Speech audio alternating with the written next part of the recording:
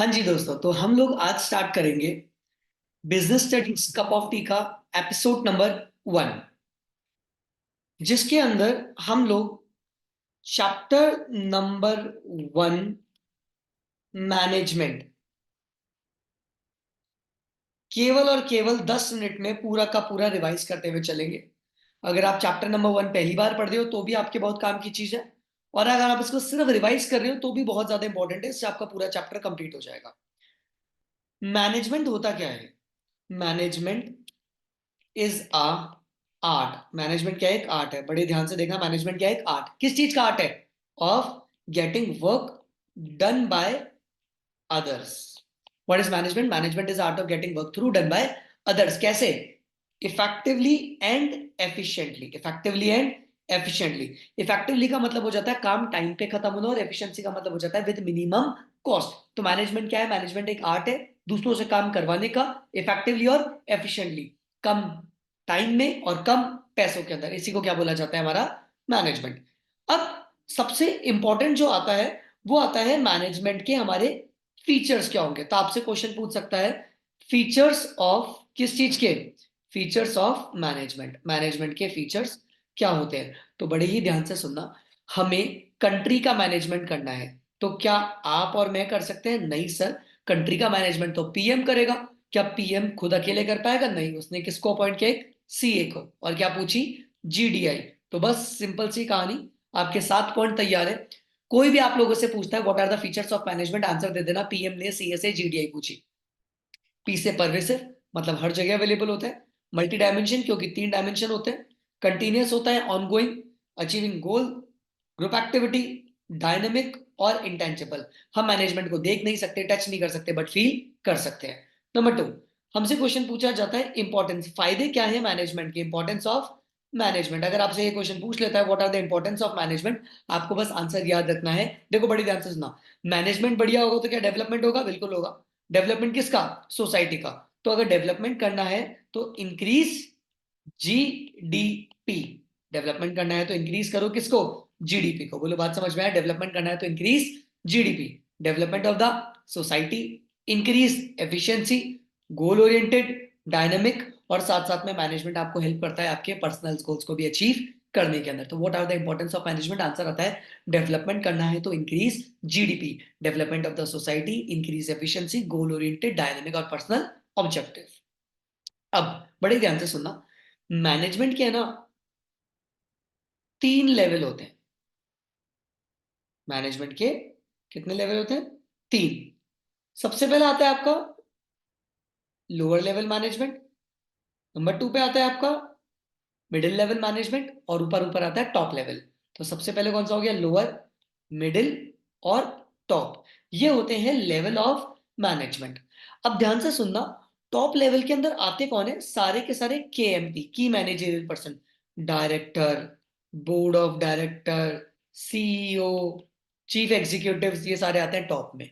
Middle में आते हैं सारे के सारे मैनेजर, जैसे purchase manager, sales manager, stock manager, finance manager. और लोअर में आते हैं जो डे टू डे के काम करते हैं। अब टॉप लेवल का काम क्या होता है? प्लान बनाऊंगा, पॉलिसी बनाऊंगा, स्ट्रैटेजीज बनाऊंगा, मिडिल लेवल को मोटिवेट करूंगा, और रिस्पॉन्सिबल हो जाते हैं सक्सेस और फेलियर के लिए। मिडिल लेवल का काम क्या होता है? जो टॉप लेवल ने प्लान बनाया है ना, एक्चुअल में करेगा तो कौन? लोअर लेवल वाला। तो उसको इजी लैंग्वेज में कन्वर्ट करना होता है। शॉर्ट टर्म प्लान बनाना, शॉर्ट टर्म पॉलिसी बनाना, लोअर लेवल को मोटिवेट करेगा। और एक्चुअल में काम कौन करता है? लोअर। करवा कौन रहा है? टॉप। तो उनके बीच का लिंक हो जाता है मिडिल। और सारे के सारे डे टू डे काम कौन करता है? हमारा lower level of management. I hope आपको समझ में आया होगा। आगे चलते हैं, अगला टॉपिक आता है हमारे पास, कोऑर्डिनेशन क्या होता है? बहुत बहुत इंपॉर्टेंट टॉपिक है इस बार के एग्जाम के लिए, तो बड़े ही ध्यान से सुनना और आपको अच्छे से करके चलना है। कोऑर्डिनेशन का मतलब होता है इंग्लिश में सिंक्रोनाइजेशन, हिंदी में बोला जाता है तालमेल। क्या बोला जाता है? तालमेल। आप ध्यान से सुनोगे, एक ऑर्गेनाइजेशन में बिजनेस की हर एक्टिविटी को तालमेल के साथ ले जाने को ही क्या बोला जाता है? कोऑर्डिनेशन। तो coordination means synchronizing the activity of the organization to work effectively and efficiently. अब आपको याद रखना है, हम लोग क्रिस्टल पाम गए थे, सीपी गए थे। वहां पे मैंने आप लोगों को पार्टी दी थी, और हर कोई इधर उधर उधर उधर घूम रहा था, किसी को पता ही नहीं पड़ पाया मैंने पार्टी दी है। तो दिसंबर का टाइम था, मैंने आप सबको बोल दिया कि भैया रेड कलर की ड्रेस पहननी है और हर जना साथ में चलेगा। एंट्री साथ में लेंगे, फर्स्ट फ्लोर साथ में चलेंगे, वापसी साथ में करेंगे, खाना साथ में खाएंगे, सब कुछ साथ में। तो दुनिया ने क्या बोला, सीपी में क्या आया था, एक रेड ग्रुप। क्या आया था, सीपी में रेड ग्रुप। ये होते हैं इसके फीचर्स, किसके, कोऑर्डिनेशन के। सी से कंटिन्यूअस कोऑर्डिनेशन, तालमेल हमेशा चाहिए, हर जगह चाहिए, परवेसिव है। रेस्पॉन्सिबिलिटी किसकी होती है, तालमेल की, सबकी। इंश्योर करता है यूनिटी ऑफ एक्शन, इंश्योर करता है यूनिटी ऑफ एक्शन। डी से हो जाएगा डेलिब्रेट। डेलिब्रेट का मतलब होता है अपनी खुद की इच्छा। जब तक आपकी खुद की इच्छा नहीं होगी ना, तब तक कोऑर्डिनेशन नहीं हो सकता। कोऑर्डिनेशन कभी अकेले नहीं होता, कैसा होता है, ग्रुप एफर्ट होता है। क्वेश्चन बनता है, इंपॉर्टेंस क्या है ऑफ कोऑर्डिनेशन। तो आपको याद रखना है भैया, आप पढ़ाई में लगे हुए थे तो आपकी गर्लफ्रेंड आपसे बात नहीं कर पा रही थी, क्योंकि जब वो फोन करती थी आपकी क्लासेस होती थी। जब आप उसको फोन करते थे तो वो कहीं पढ़ रही होती थी, सो चुकी होती थी, तो तालमेल नहीं बैठ पा रहा था, बातें नहीं हो पा रही थी। तो आपने संडे निकाल के जीएफ को कैसा फील कराया, स्पेशल। और जैसे ही आपने उसको स्पेशल फील कराया, कोऑर्डिनेशन वापस से आ गया। तो कोई भी आप लोगों से पूछे what are the importance of coordination, answer दे देना जीएफ स्पेशलाइजेशन। जी से ग्रोथ इन साइज, एफ से फंक्शनल डिफरेंशिएशन। और अगर अपन कोई भी चीज बार बार बार बार बार बार बार बार बार बार करते जाते हैं ना, तो उस काम में हमारे को क्या आ जाता है, स्पेशलाइजेशन। जैसे मैं बीएसटी बहुत टाइम से पढ़ा रहा हूं, अब मुझे किसी बुक की जरूरत नहीं है, मैं ऐसे करवा सकता हूं, तो this is known as specialization. अब एक क्वेश्चन जो बहुत इंपॉर्टेंट एग्जामिनर बनाता है, मैं स्टार मार्क बता रहा हूं आपको, क्यों कोऑर्डिनेशन को असेंस ऑफ मैनेजमेंट बोला जाता है, क्या बोला जाता है, why coordination is the असेंस of management. Answer आपको याद रखना है, क्योंकि because coordination is present in all the function of management.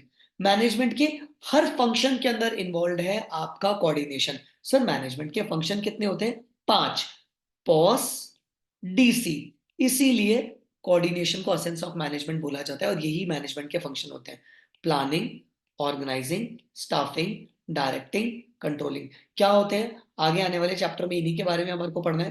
Planning का मतलब होता है डिसाइडिंग इन एडवांस, ऑर्गेनाइजिंग का मतलब होता है ग्रुपिंग ऑफ एक्टिविटी, स्टाफिंग का मतलब होता है choosing the right person for the right job, directing का मतलब होता है मोटिवेटिंग, लीडिंग, और कंट्रोलिंग का मतलब होता है कंपेयर करना, जो आपने एक्चुअल में किया और जैसा आपने सोचा था, दोनों को कंपेयर करने को ही क्या बोला जाता है, functions of management, that is controlling. बोलो क्लियर है। अब कई लोग बोलते हैं कि ये जो आपका मैनेजमेंट है ना, ये जो आपका मैनेजमेंट है, ये क्या है, साइंस है। कुछ लोग बोलते हैं ये साइंस है, कुछ लोग बोलते हैं ये आर्ट है, और कई लोग बोलते हैं प्रोफेशन है। हमने कई लोगों से पूछा क्यों साइंस क्यों है, उन्होंने आंसर दिया बिकॉज ऑफ यूपीएस। तो पहली बात, क्या साइंस है, नो, ये साइंस नहीं है। तो ये क्या है, सॉफ्ट साइंस, साइंस के जैसा है, इनएक्यूरेट साइंस, साइंस के जैसा। क्यों, because of UPS, universal applicability. Science के प्रिंसिपल भी यूनिवर्सल एप्लीकेबल है और मैनेजमेंट के भी। पी से based on practice and experiment, और last systematic body of knowledge. बोलो क्लियर है। तो मैनेजमेंट साइंस है, साइंस नहीं है, साइंस के जैसा है, बिकॉज ऑफ यूपीएस। बोलो क्लियर है। अगला, कई लोगों ने बोला कि मैनेजमेंट क्या है, प्रोफेशन है। हमने बोला भैया क्यों है प्रोफेशन, पहली बात क्या प्रोफेशन है, नहीं, प्रोफेशन के जैसा है, पूरा 100% प्रोफेशन नहीं है, बिकॉज ऑफ, याद रखना, प्रोफेशन मतलब बन ठन के जाना था, वाइट दिखना था, तो हमने नहा धो के गए थे, प्रोफेशन की बात हो रही है, तो वाइट दिखना था, साबुन यूज किया, कौन सा, पियर्स। तो कोई बोलेगा क्या मैनेजमेंट प्रोफेशन है, आंसर दे देना वाइट पियर्स। डब्ल्यू से well defined body of knowledge, professional association. जैसे प्रोफेशन में कोड ऑफ कंडक्ट होते हैं, वैसे ही मैनेजमेंट में एथिकल कोड ऑफ कंडक्ट होते हैं। हर कोई प्रोफेशन में एंटर नहीं बन सकता।